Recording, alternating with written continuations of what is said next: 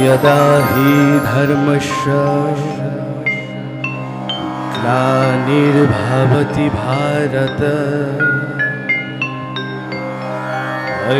अभ्युत्थानम् अधर्मस्य तदात्मानं सृजाम्यहम् परित्राणाय साधूनां विनाशाय दुष्कृतम् धर्म संस्थापनार्थाय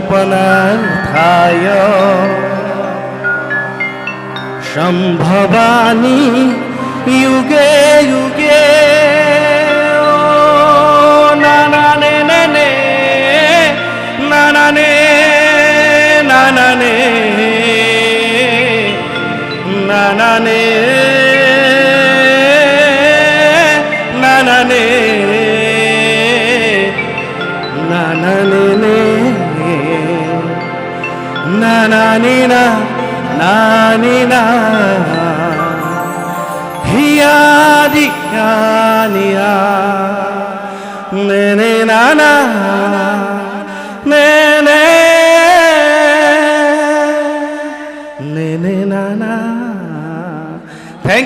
Thank you দাদালে খালি মনত পৰি গ'ল খুব ভালকে গাব পৰা নাই তথাপি মৰখা কৰি গালো জয় জুবিন দা Thank you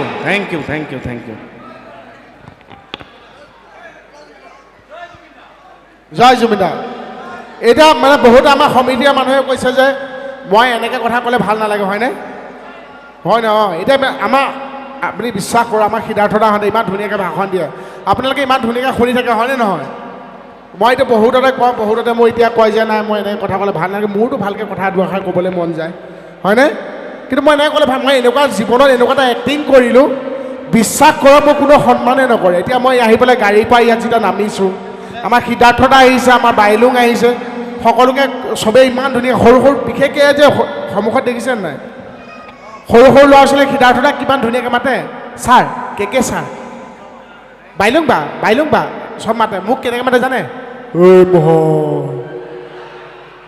মোহন মই ভাবিছোঁ মই ড্ৰেছ পাতি ইমান ধুনীয়াকৈ পিন্ধি আহিছোঁ মোক কিয় সন্মান নকৰে এটা সময়তো মোৰ খং উঠিছে ন মোৰ খং উঠি পেলাই মই আকৌ দম আপোনালোকে বেয়া নাপাব মই দম দিছোঁ কিয় মই বোলো ভয় খাবনি নহয় উল্টাই কৈছে কিয়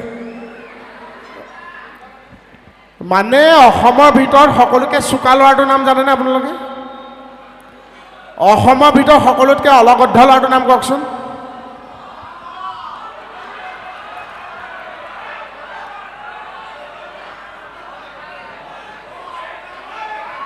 কি মোহন অসমৰ ভিতৰত চোকা ল'ৰাটোৰ নাম ক'ব পৰা অসমৰ ভিতৰত গাধা ল'ৰাটোৰ নাম বোলে মোহন এতিয়াতো মই অহংকাৰ কৰিবলৈ লাজ পাব লাগে বাৰু নাই অসমৰ ৰাইজে যদি বিচাৰে আপোনালোকে বিচাৰে মোহনটো সদায় অলগদ্ধই হৈ থাকিব হয়নে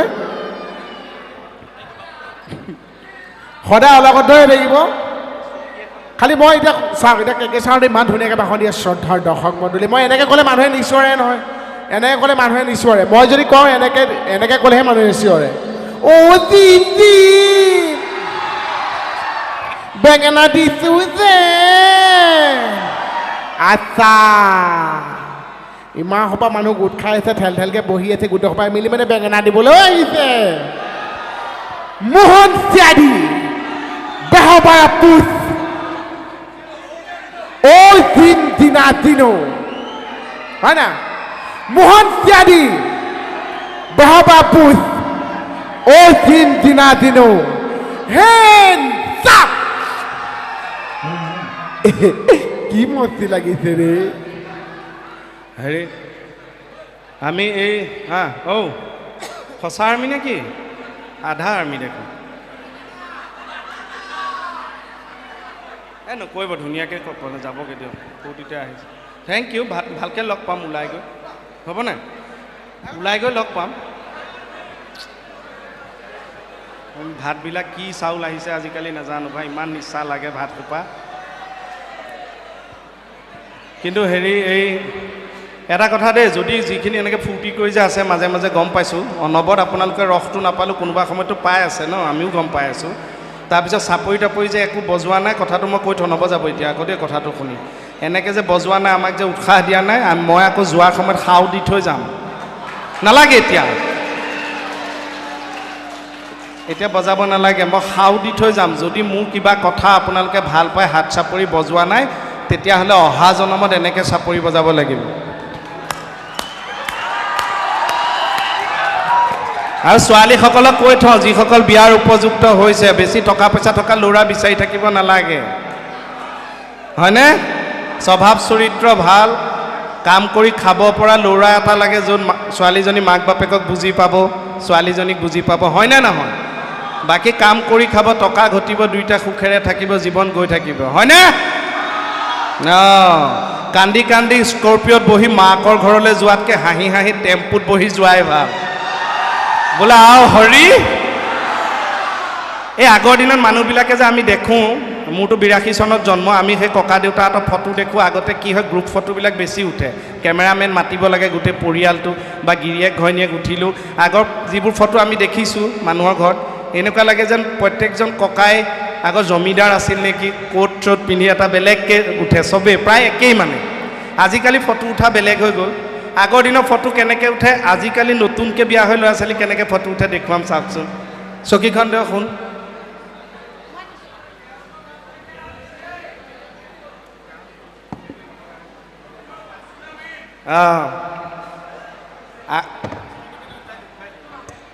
আগৰ দিনৰ ককা আইতা এনেকৈ ফটো উঠে, ডাঙৰ ডাঙৰ বন্ধুৱা দেখিব মানুহৰ ঘৰত, হয়নে ক'ব?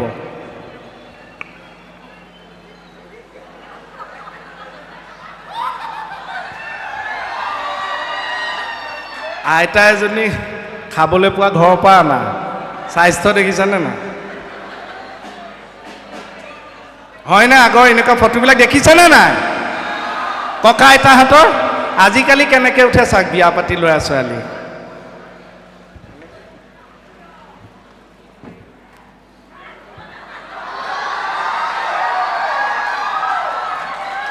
চব চেলফিয়ে চমুৱাই দিলে। Thank you. বেছি দীঘল নকৰোঁ, অনুষ্ঠান সামৰিছোঁ আৰু আপোনালোক চব ভালে থাকক। আৰু কথা এটা কৈ থওঁ, ইমান মানুহটো এনেকৈ আমিও লগ নাপাওঁ। আৰু মই কৰা এখন হিন্দী চিনেমা আজি ৰিলিজ হৈছে অসমৰ চিত্ৰগৃহত, ধন্যবাদ। আৰু এনেকৈ কথাটো কওঁতে দুজেগাতে হাত চাপৰি বজাইছে, ঢেকীয়াজুলিত বজাইছে আৰু আপোনালোকে বজাইছে, চবতে বজোৱা নাই। Thank you, thank you, thank you. চিনেমাখনৰ নামটো বাজিং খোৱাতাই, এখন কাল্পনিক চিনেমা, নামটোৰ অৰ্থ নাই। এগৰাকী শাপিত দেৱীৰ ওপৰত, তেওঁলোক পুনে FTIIৰ পৰা আহিছে, ফিল্ম এণ্ড টেলিভিছন ইনষ্টিটিউটৰ। এনেইতো মই ধেমেলীয়াকৈ হিন্দী কোৱা আপোনালোকে শুনিছেই, এইখন চিৰিয়াছলি কৰিছোঁ, মোৰ চিৰিয়াছ কেৰেক্টাৰ। আপোনালোকৰ ইয়াতে এতিয়া বৰ্তমান হল নাই, ময়ো জানো, খবৰ লৈছিলোঁ ইয়ালৈ অহাৰ আগত। যোৰহাটত আপোনালোকে চাব পাৰে, নিজৰ কাম ক্ষতি নোহোৱাকৈ, পঢ়া শুনা ক্ষতি নোহোৱাকৈ, আশা কৰিছোঁ আপোনালোকে বাজিং খোৱাতাই চাব। এখন এটা বেলেগ সোৱাদ পাব। কেৱল 18 বছৰৰ ওপৰখিনিয়েহে চাব, তলৰখিনিয়ে নাচাব। অলপ বলিৰ ওপৰত চিনেমাখন, চাই ভাল পাব আৰু অকণমান আমাক উৎসাহ দিব বুলি ভাবিছোঁ। ধন্যবাদ, thank you. English, my English is loose, you say my English is loose, you say for me. আৰু হ'ব, থেংক ইউ। নাই নাই, লাগিব লাগিব। এই মোৰ মুখস্থ নাই। নাই নাই, কিয় মুখস্থ নাই? বা ৰিকুৱেষ্টটো ইংৰাজীত কৰিছে হা। মইনো দাদা গান মই গোৱা মানুহ নেকি? গান নাজানো বুলি কোৱা নাই নহয়। তেওঁ ক'ত গায়, আমি গায়, কিবা এটা বেয়া হৈ গ'লে বেয়া লাগিব ন। মানুহজন থাকিলে, এতিয়া তেওঁৰ লগত আমি দুটাই ষ্টেজ পাৰফৰ্ম কৰিছোঁ, তাত গাইছোঁ, তেওঁ আছে, তেতিয়া ভুল হ'লেও তেওঁৰ কথা নাই। এতিয়া তেওঁ নাই, তেওঁৰ কথা এটা আমাৰ এটা ভুল হৈ গ'লে ডাঙৰ কথা হ'ব, হয়নে? তেওঁৰ প্ৰতি যি মৰম সন্মান আছে সেয়া আমাৰ সদায় থাকিব। হ'লেও আপুনি ৰিকুৱেষ্ট কৰিছে, তাৰ কাৰণে থেংক ইউ। পাইছেগৈ নে নেপাইছে নাজানো, গৰম গৰম দিছোঁ কিন্তু। Thank you. আপোনালোক চব ভালে থাকক। আৰু সামৰোঁ ন, সামৰি দিওঁ অনুষ্ঠান, সামৰি।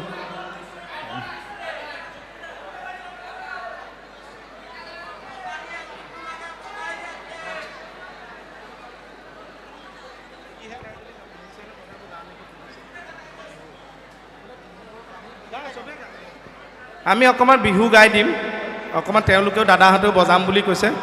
এওঁলোক ৰেডি হয় মানে আমাৰ লগতে প্ৰেক্টিছো হৈ যাব গাওঁ নে নাগাওঁ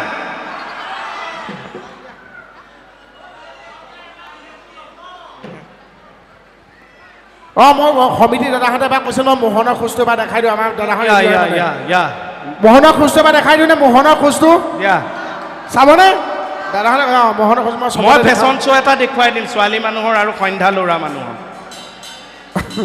দেখাই লয় দেখুৱাই মোহনৰ খোজটো এইটো হয়নে নহয় আপোনালোকে ক'ব হয়নে নহয় এইটো চাওক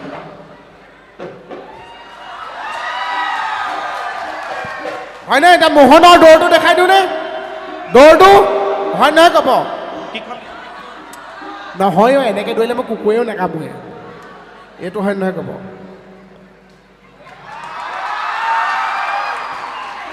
হয়নে এই ফেশ্বন শ্ব'টো দেখাই ফেশ্বন শ্ব'টো এই ছোৱালী মানুহবিলাকৰ যিবিলাকে শিকি বুজি থাকে ফেশ্বন শ্ব' কৰে যে এনেকৈ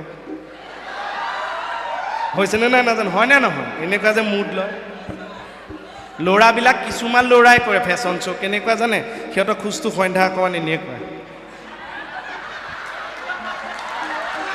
হয়নে নহয় কিন্তু এইটো ফেশ্বন শ্ব'ৰ পৰা যিমান পাৰি আঁতৰি থাকিব লাগে কাৰণ ঘৰখনৰ ল'ৰাটো হিৰো কিন্তু হিৰো সদায় ফিটিং থাকিলে দেশ ফিটিং থাকিব হয়নে গতিকে চব একদম গপজ হৈ থাকিব লাগে থেংক ইউ দে গাই দে